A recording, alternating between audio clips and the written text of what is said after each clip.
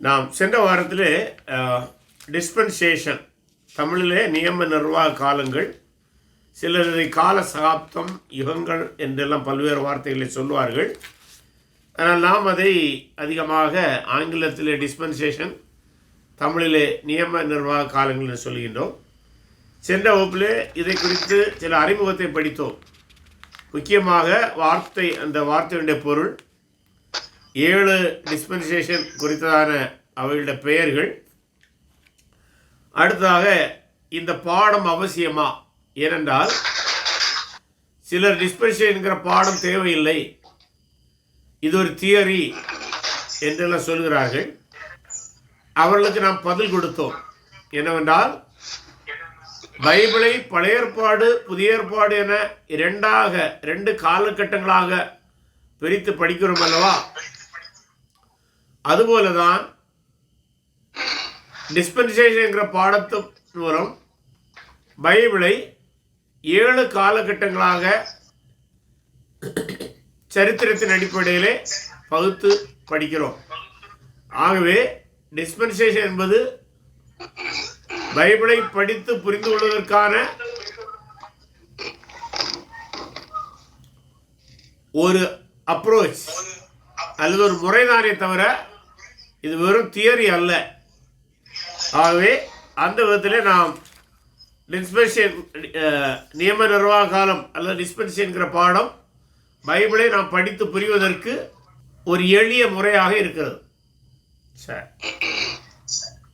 இன்றைய தினத்திலே நாம் ஒவ்வொரு டிஸ்பென்சேஷனாக சற்று விரிவாக படிப்போம். நியம நிர்வாக காலத்தினுடைய முதலாவது நியம நிர்வாக காலம் குற்றமற்ற காலம் என அழைக்கப்படுகிறது. குற்றமற்ற காலம் என்று ஏன் இதை சொல்லுகிறோம் என்றால், ஆண்டவர் உலகத்தை படைத்து 6வது நாளிலே மனிதனை உண்டாக்கினார். ஆண்டவர் மனிதனை உண்டாக்கிய போது அவன் மனித சுபாவத்தை கொண்டவனாக இருந்தான். அந்த நாளிலே அவனிலே எந்த பாவமும் இல்லை, எந்த குற்றமும் இல்லை, எந்த மீறுதலும் இல்லை. ஆகவே அவன் தேவனுடைய முன்பாக, தன்னை படைத்த தேவனுக்கு முன்பாக ஒரு இயல்பான எளிய மனித சுபாவத்தோடு பாவமற்றவனாக இருந்தபடினாலே அந்த காலத்தை நாம் குற்றமற்ற காலம் என்று சொல்கின்றோம். அதாவது ஆதாமிலே எந்த விதமான அப்பழுக்கற்ற நிலை இருந்தது படைத்த நாளிலே. சரி, படைத்த நாளிலே அவன் அவனமாக ஒரு விதமான பரிசுத்த இயல்பான சுபாவத்தை கொண்டிருந்தபடினாலே அதை நாம் குற்றமற்ற காலம் என்று சொல்கிறோம். அடுத்தது, இந்த குற்றமற்ற காலத்திலே அல்லது குற்றமற்ற நிலையிலே ஆதாம் எவ்வளவு நாள் தொடர்ந்தான், அது எந்த வசன பகுதி வரை உள்ளடக்கியது என்று பார்க்கும்போது, ஆதியாகமம் 1:1 அதை படைத்த நாளிலிருந்து எடுக்கலாம். ஆனால் நாம் ஆதியாகமம் 1:1 ஆதியாகமம் 3:24 வரை உள்ள வசன பகுதியில் வருகிற நிகழ்வுகள் அனைத்தும் குற்றமற்ற காலத்திலே, அதாவது ஆதாம் பாவமில்லாதவனாக இருந்த காலத்துக்குள்ளாக ஆண்டவர் படைத்த நாளிலிருந்து அவன் விழுந்த நாள் வரை உள்ள காலத்தை தான் குற்றமற்ற கால அளவாக நாம் கொண்டிருக்கின்றோம். இப்போ சிலர் ஒரு கேள்வியை கேட்பாங்க, ஆதாம் குற்றமற்ற காலத்தில் இருந்தான் என்று சொல்கிறோம் அல்லவா, அது எத்தனை காலம்? அதாவது நாட்களா, வாரங்களா, மாதங்களா, ஆண்டுகளா? இது முக்கியமான கேள்வி. ஏன்னா எத்தனை ஆண்டுகள், அவன் எவ்வளோ நாட்கள் அல்லது எவ்வளோ காலம் குற்றமற்றவனாக இருந்தான் என்று பைபிள் தெளிவாக சொல்லவில்லை. குற்றமற்றவனாக இருந்தான், பாவம் இல்லாதவனாக இருந்தான், அதில் எந்த விதமான ஐயம் இல்லை. நமக்கு தெரியும், அவன் 6வது நாள் படைக்கப்பட்டான். 7வது நாள் ஆண்டவர் படைப்பை நிறுத்தி பூமியை பராமரிக்கிற பணியை ஆரம்பித்தார். அதன் பின்னர் அவர் படைக்கவில்லை. ஆண்டவரோடு மனிதன் உறவு கொள்ள ஆரம்பித்தான், உறவாக இருந்தான். தேவன் ஏதேன் தோட்டத்திலே அவனோடு பகலின் குளிர்ச்சியான வேளையிலே உறவாடினார், உரையாடினார், ஐக்கியமாக இருந்தார் என்றெல்லாம் நாம் படிக்கின்றோம். ஆனால் இந்த நிலை எத்தனை ஆண்டுகள் தொடர்ந்தது? அல்ல எத்தனை நாட்கள் தொடர்ந்தது, அல்ல எத்தனை மாதங்கள் தொடர்ந்தது என்றால் பல ஆண்டுகள் தொடர்ந்து இருக்க வாய்ப்பில்லை. சிலர் சொன்னாங்க பல ஆண்டுகள் இருந்திருக்கலாம் என்று. ஆனால் பல அறிஞர்கள் சொல்வது நீண்ட காலம் இருந்திருக்க வாய்ப்பில்லை. காரணம் என்னவென்றால், நாம் ஏற்கனவே பார்த்தோம், ஆண்டவர் அவனை குற்றமற்றவனாக, பாவம் இல்லாதவனாக, ஒரு இயல்பான மனித சோபத்தோடு படைத்தார். மேலும் அவனை பரிசோதிக்க விரும்பினார். என்ன பரிசோதிக்க விரும்பினார் என்றால், அவனுக்கு இருக்கிறதான இந்த எளிய மனித சோபமான குற்றமற்ற நிலை தொடர வேண்டுமா இல்லையா என்பதை ஒரு தேர்வு மூலம் அல்லது ஒரு பரீட்சை மூலம் தேவன் தீர்மானிக்க விரும்பினார். தேவன் அவனை படைத்தது பரிசுத்த சோபம்தான். ஆனால் அந்த பரிசுத்த சோபத்திலே தொடர்வதற்கு அவன் விரும்புகிறானா, அல்லது அவன் வேறு ஏதாவது வழியை தேர்ந்தெடுக்கின்றானா, அல்லது தேவனோடு உள்ள உறவு மட்டும் போதும் என்று தீர்மானிக்கிறானா, அல்லது வேறு எதையும் தீர்மானிக்க விரும்புகிறானா என்று தேவன் அவனை பரிசோதிக்க திட்டம் வைத்திருந்தார். ஆகவே அந்த திட்டம் இருந்தபடியினாலே அதை பல ஆண்டுகள் அந்த திட்டத்தை நிறைவேற்ற தேவன் தாமதிக்க வேண்டிய தேவையில்லை. என்ன செய்திருப்பார் என்றால், அவரை படைத்து அவரோடு உறவாடி அவனுக்கு தேவனோடு உள்ள உறவுடைய மகிழ்ச்சியை காண்பித்த பின்பு ஒரு சில வாரங்களிலே, ஒரு சில மாதங்களிலே, அதிகபட்சமாக ஒரு ஆண்டுக்குள்ளாகவே அந்த பரிசோதனையை தேவன் கொடுத்திருக்க வேண்டும். சில அறிஞர்கள் இதை ரொம்ப துல்லியமாக கணக்கு போட்டு சொல்கிற மாதிரி கூட சொல்கிறாங்க. சில அறிஞர்கள் சொல்கிறாங்க, அதான் படைக்கப்பட்ட ஆண்டு தோராயமாக கிமு 4004 இருக்கலாம். இது தோராயமானதான், கரெக்டாக இருக்க முடியாது, சற்று முன்ன பின்ன இருக்கலாம்.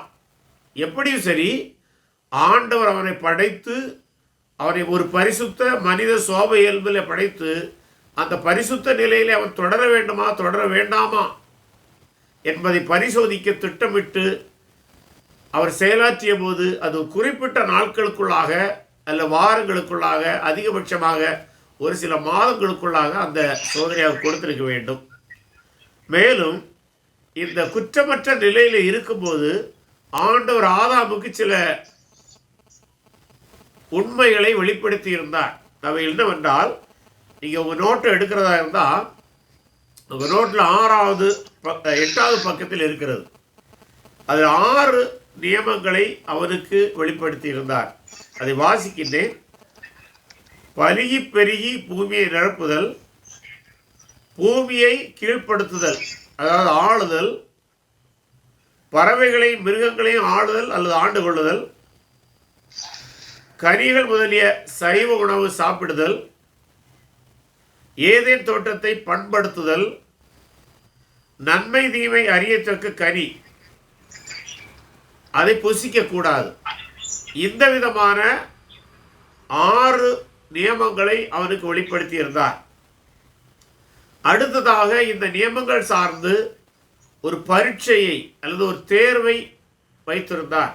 அது என்னவென்றால், அவன் எல்லா பணியும் செய்யணும். ஏதேல் இருக்கிற கனிகளை சாப்பிடலாம், ஒரே ஒரு கனியை தவிர. இப்போ இதில் 2 கேள்வியை கேட்பாங்க. அது என்ன கனி என்று கேட்பாங்க. அது என்ன கனி என்று நமக்கு பைபிளில் சொல்லப்படவில்லை. அது ஏதோ ஒரு கனி, அது மரத்துடைய இயல்பான கனி தான், அதில் எந்த மாற்று கருத்தும் கிடையாது. ஆனால் அத்தோடு அந்த கனிக்கான அந்த மரத்துக்காக ஒரு பெயரை கொடுக்கிறார். நன்மை தீமை அறியத்தக்க மரம். இன்னொரு கேள்வியை கேட்பாங்கன்னு சொன்னீங்களா, அது என்னன்னா, அந்த கனியில் ஏதாவது பாவம் இருந்ததான்னு கேட்பாங்க. நன்றாய் புரிந்து கொள்ள வேண்டும், அந்த கனியில் எந்த பாவமும் இல்லை. அந்த கனியை சாப்பிடக்கூடாது என்கிற கட்டளைக்கு அவன் கீழ்ப்படுகிறானா இல்லை என்பதுதான் பாவமாக தீர்மானிக்கப்படும், அல்லது பாவம் இல்லை என்பதை தீர்மானிக்கும். ஆகவே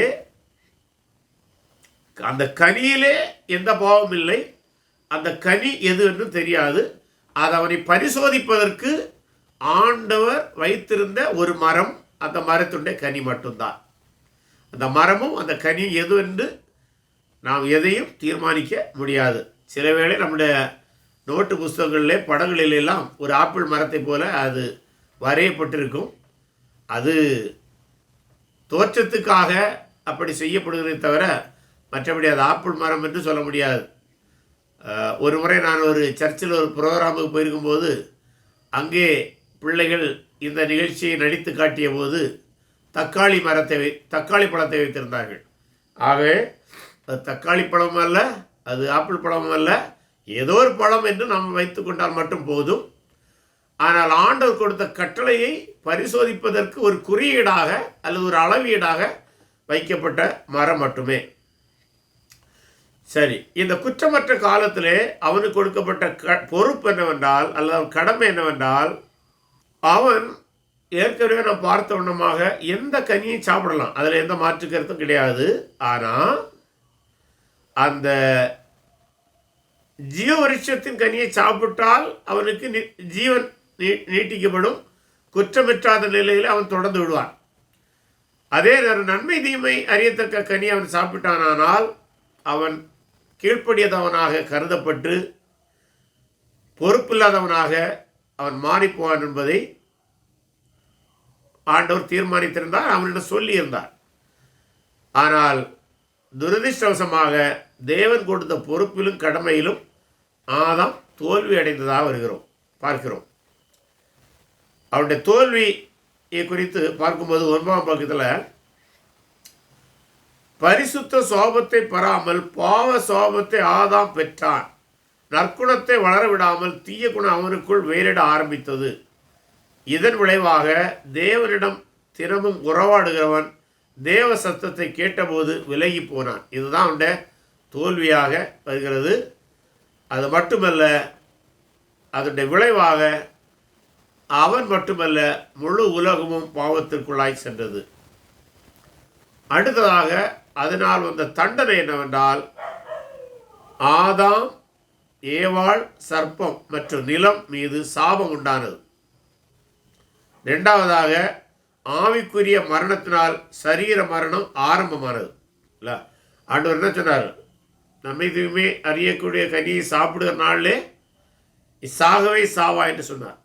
அந்த சாவு என்பது அடிப்படையிலே சரீர மரணத்தை அல்ல முதலாவது சொல்வது ஆவிக்குரிய மரணம். அதாவது ஆண்டவரிடமிருந்து ஆவிக்குரிய ரீதியிலே அவர் பிரிக்கப்படுகிறார். ஏனென்றால் நமக்கு தெரியும், மரணம் என்கிற வார்த்தையுடைய அடிப்படை பொருள் பிரிவு.